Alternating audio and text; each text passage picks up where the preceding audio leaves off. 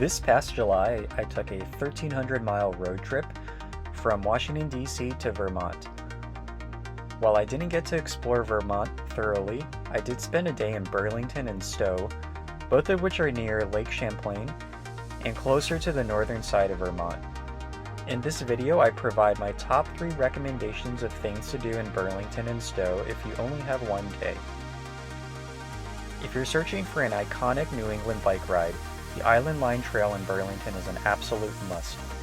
This incredible path offers stunning panoramic views of the Lake Champlain and also the Adirondacks. This bike trail is friendly for casual riders or even those who may not consider themselves particularly fit. Not only is the total round-trip elevation 340 feet, which isn't much, but the trail is an out and back instead of a loop, so it's easy to bike as little or as much as you want. If it's not feasible to bring your own bike, then you're in luck. There's a bike shop called Local Motion located around the mile 2 marker of the trail, which rents bikes and provides helmet rentals for free.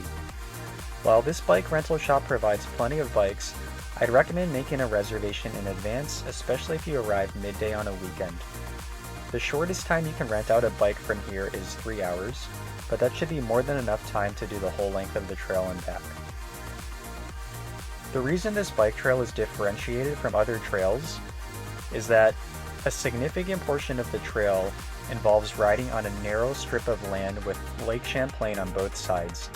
This offers panoramic views of the water, the distant Adirondack Mountains in New York, and Vermont's Green Mountains. It kind of feels like you're gliding on top of the water.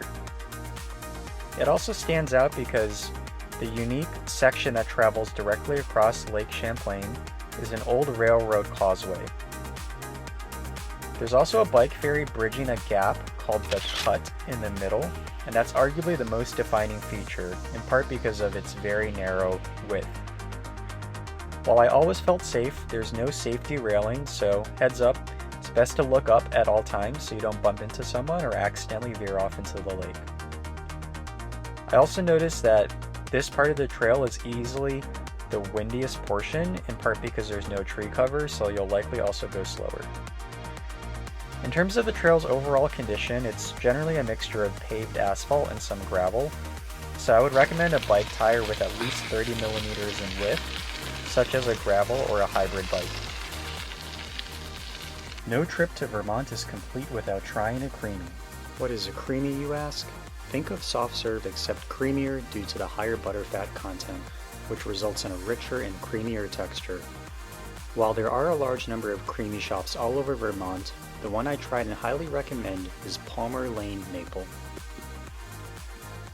The creemee shop is situated outside of Burlington. If you're traveling between Burlington and Stowe, it's somewhat on the way, so it'll be a good opportunity to stop by. When I arrived in July 2025, Palmer Lane offered a couple different flavors including vanilla, lemon, real maple, red raspberry, blueberry, and 2 sorbet flavors, cherry and blue raspberry. Several of these flavors were offered as twisted flavors of 2, but you can also ask them to serve 2 large scoops on top of one another, as I did with my vanilla and maple combination. While I didn't try anything else on their menu, they also served a number of specialties, including sundaes as well as drinks. While there is no seating indoors, there are a number of colorful benches outside the shop and also plenty of space to stand in the shade. They also have their own parking lot with plenty of parking, even on a busy day. If you love apple cider, then I would recommend visiting the Cold Hollow Cider Mill outside of Stowe. The Cold Hollow Cider Mill is located in Waterbury Center, which is about 8 miles south of Stowe, and it's best accessible by car, especially if you're coming from Burlington. If you are coming from Burlington, it's about a 40-minute drive away, and when you arrive, there is free on-site parking. If you visit Cold Hollow Cider Mill, then you can take a free self-guided tour of the working cider mill, or try the alcoholic version in a separate building. My favorite is the cidery store, which offers apple products suitable for the entire family. The cidery store is a popular destination not only for their apple cider donuts, which are made in-house, but there are a wide variety of other items to purchase. You can see here that there are all sorts of syrups, jams, jellies, and spreads, and their prices are fairly reasonable. For example, I bought this apple cider syrup for $11 and this Chipotle Sriracha mustard for $9.